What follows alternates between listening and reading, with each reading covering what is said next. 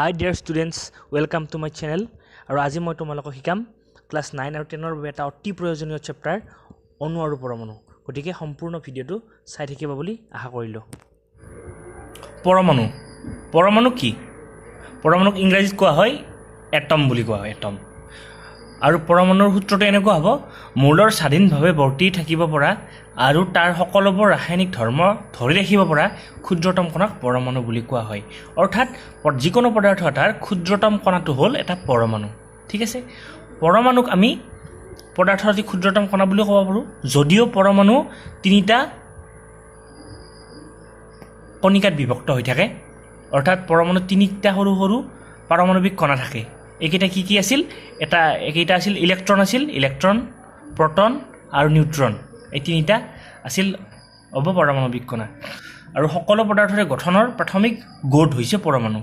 অৰ্থাৎ এটমটো হ'ল এটম বা পৰমাণু হ'ল সকলো পদাৰ্থৰে প্ৰাথমিক একক, গঠনৰ প্ৰাথমিক একক।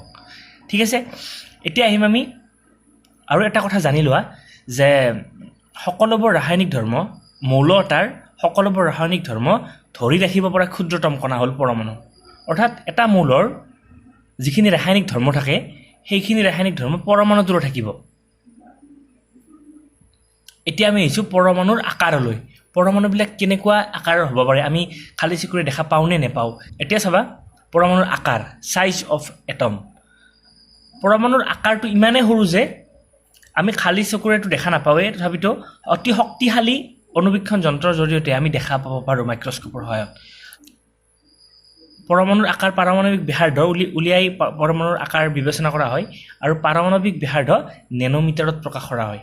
নেনোমিটাৰ নিশ্চয় জানা, নেনোমিটাৰ হ'ল 1 নেনোমিটাৰত 10⁻⁹ মিটাৰ। ঠিক আছে, এতিয়া আমি চাম হাইড্ৰজেন পৰমাণু, যিটো আমাৰ হাইড্ৰজেন পৰমাণুৰ আকাৰটো কেনেকুৱা? হাইড্ৰজেন পৰমাণুৰ আকাৰটো হ'ল 10⁻⁻10 মিটাৰ। অৰ্থাৎ 1 নেনোমিটাৰতকৈও সৰু কণা হাইড্ৰজেনৰ কণাটো। পানীৰ যিটো অণু, পানীৰ অণুৰ আকাৰটো হ'ল 10⁻⁹ মিটাৰ। অৰ্থাৎ 1 নেনোমিটাৰ পানীৰ অণু। আৰু আমাৰ দেহত যি থাকে তেজত থকা ৰক্তকণিকা বা ব্লাড কৰ্পাছকুলছ, হিমগ্ল'বিনৰ আকাৰ হ'ল 10⁻⁸ মিটাৰ। গতিকে ভাবি চোৱা কিমান সৰু হ'ব পাৰিব পৰমাণু। আৰু পৰমাণুবোৰ লগ হৈতো অণু গঠন হয়, অণুবোৰ লগ হৈ পদাৰ্থ গঠন হয়, তেনেকুৱা। এতিয়া আহিছোঁ পাৰমাণৱিক ভৰ। পাৰমাণৱিক ভৰ কি? যে পৰমাণু এটাৰ ভৰকে পাৰমাণৱিক ভৰ বুলি কোৱা হয়। এতিয়া চাবা পাৰমাণৱিক ভৰ আমি কেনেকৈ নিৰ্ণয় কৰিব পাৰোঁ? পাৰমাণৱিক ভৰটো হ'ল কাৰ্বন 12 সমস্থানিক। প্ৰথমতে জানি লওঁ সমস্থানিক কি। যে সমস্থানিক হ'ল একেবিধ মৌলৰে একে পাৰমাণৱিক সংখ্যা বিশিষ্ট কিন্তু বেলেগ বেলেগ ভৰ সংখ্যাযুক্ত পৰমাণুসমূহক সমস্থানিক বোলা হয়। অৰ্থাৎ কাৰ্বন 12 এটা সমস্থানিক বুলি কোৱা হয়। এইটো কাৰ্বনৰ এটা সমস্থানিক। আৰু কাৰ্বনৰ সমস্থানিকৰ এটা পৰমাণুৰ ভৰৰ 12/1 অংশৰ সমান ভৰেই হ'ল এক পাৰমাণৱিক ভৰ একক। অৰ্থাৎ আমি প্ৰথমতে পাৰমাণৱিক ভৰ একক কি সেইটো জানি লৈছোঁ। পাৰমাণৱিক ভৰ একক কি? যে কাৰ্বন 12 এইটো এটা সমস্থানিক, অৰ্থাৎ কাৰ্বনৰ এটা পৰমাণু, সাধাৰণ কাৰ্বনৰ এটা পৰমাণু। এই কাৰ্বন পৰমাণুৰ ভৰৰ 12/1 অংশই হ'ল এক পাৰমাণৱিক ভৰ। বুজি পালা? যদি আমি এটা কাৰ্বন 12 সমস্থানিক বা কাৰ্বন 12টা পৰমাণু আমি এটা লওঁ, তাক 12 ভাগ কৰোঁ, তাৰ এভাগ লওঁ, সেই এভাগৰ যিমান ভৰ হ'ব সেইটোৱে হ'ব পাৰমাণৱিক ভৰ একক। বুজি পালা? আৰু পিছলৈ আমি পঢ়িম কি? পৰমাণু এটাৰ পাৰমাণৱিক সংখ্যা বা পৰমাণু ক্ৰমাংক পঢ়িম আৰু ভৰ সংখ্যা বা ভৰ ক্ৰমাংক পঢ়িম। আমি সকলোৱে জানো, অৰ্থাৎ মই এটা বেছিক আইডিয়া এটা ইয়াতে দি থওঁ যে যদি তুমি পৰমাণু বুলি বিবেচনা কৰোঁ, এইটো এটা পৰমাণু, এইটোক নিউক্লিয়াছ বুলি কোৱা হয়। নিউক্লিয়াছত কি থাকে? প্ৰটন থাকে আৰু নিউট্ৰন থাকে। আৰু বাহিৰত কি থাকিব? বাহিৰত এইবিলাক কক্ষপথত ইলেক্ট্ৰনবিলাক ঘূৰি থাকিব। এতিয়া পদাৰ্থ এটাৰ ভৰ ক্ৰমাংক আমি কোনটোক ক'ম?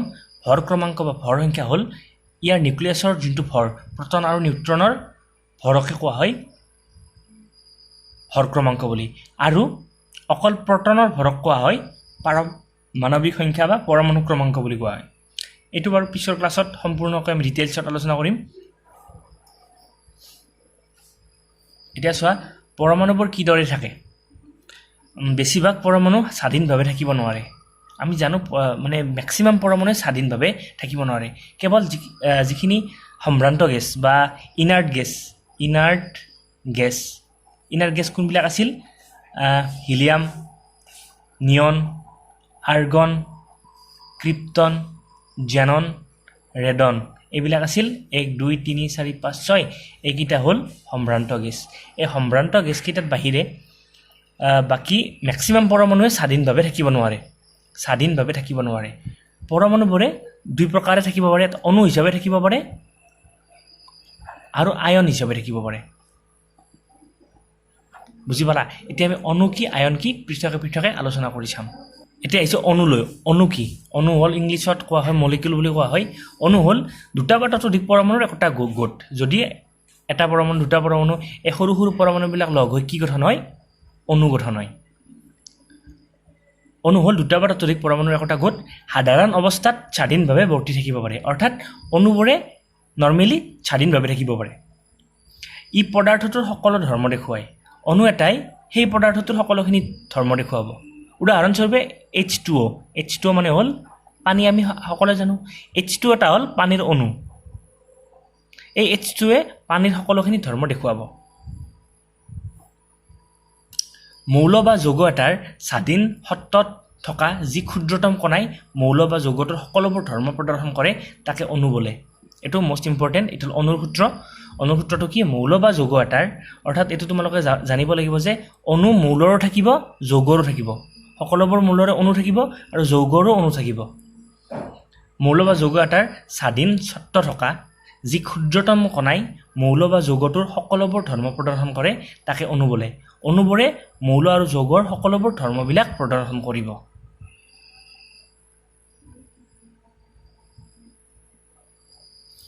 অৰ্থাৎ অণু দুই প্ৰকাৰে থাকিব পাৰে মৌলৰ অণু থাকে যৌগৰ অণু থাকে মৌলৰ অণু কি মৌল এটাৰ অণুবোৰ একে ধৰণৰ পৰমাণুৰে গঠিত যদি চাবা অক্সিজেনৰ কথাটো কৈছো অক্সিজেনৰ এটা পৰমাণু অক্সিজেনৰ পৰমাণুটোই O2 হিচাপে থাকে O2 মানে কি O2 মানে হ'ল অক্সিজেনৰ এটা অণু O ইয়াত কি বুজাইছে অক্সিজেন পৰমাণু বুজাইছে আৰু O2এ অক্সিজেনৰ অণু বুজাইছে অৰ্থাৎ মৌল এটাৰ অণুবোৰ একে ধৰণৰ পৰমাণুৰে গঠিত অক্সিজেন O2 দুটা অক্সিজেনেৰে গঠিত হৈছে সেই কাৰণে অক্সিজেনক দ্বিপাৰমাণৱিক বুলি কোৱা হয় কিয়নো অক্সিজেনৰ দুটা পৰমাণু লগ লাগি এটা অণু গঠন হৈছে ঠিক সেইদৰে যৌগৰ অণু যদি আমি বিবেচনা কৰোঁ যৌগৰ অণুবোৰ বেলেগ বেলেগ মৌলৰ পৰমাণুৰে গঠিত এটোও নিশ্চয় বুজি পালা যেনে ধৰা পানী H2O এটা অণু ইয়াত বেলেগ বেলেগ পৰমাণু আছে H2 হাইড্ৰজেন দুটা পৰমাণু আছে অক্সিজেনৰ এটা পৰমাণু আছে গতিকে মৌলৰ অণুত কি হয় মৌল এটাৰ অণুবোৰ একে ধৰণৰ পৰমাণুৰে গঠিত হয় আৰু যৌগৰ অণুবোৰ কি হয় যৌগৰ অণুবোৰ বেলেগ বেলেগ মৌলৰ পৰমাণুৰে গঠিত হয় এতিয়া আমি আহিছিলো আয়নলৈ আহিছো আয়ননো কি হয় আয়ন হ'ল ধাতু আৰু অধাতুৰে গঠিত যৌগবোৰত আধানযুক্ত কণা থাকে এইবোৰক আয়ন বোলা হয় অৰ্থাৎ আয়নবোৰ কি আয়নবোৰ হ'ল আধানযুক্ত কণা কি আধানযুক্ত কণা হ'ল যিবোৰ কণিকাই বিদ্যুৎ পৰিবহণ কৰিব পাৰে সেইবিলাকে আধানযুক্ত কণা উদাহৰণ এটা লৈছো যদি ধাতু আৰু অধাতুৰ গঠিত ইয়াত কৈছে যে ধাতু আৰু অধাতুৰে গঠিত যৌগবোৰত আধানযুক্ত কণা থাকে চাবা এটা ধাতু লৈছো সোডিয়াম এটা অধাতু লৈছো ক্লৰিন সোডিয়াম আৰু ক্লৰিনে যেতিয়া যৌগ গঠন কৰিব কি যৌগ গঠন কৰিব NaCl গঠন কৰিব ইয়াত NaClত Na সদায় ধনাত্মক আয়ন ক্লৰিন সদায় ঋণাত্মক আয়ন অৰ্থাৎ NaCl অৰ্থাৎ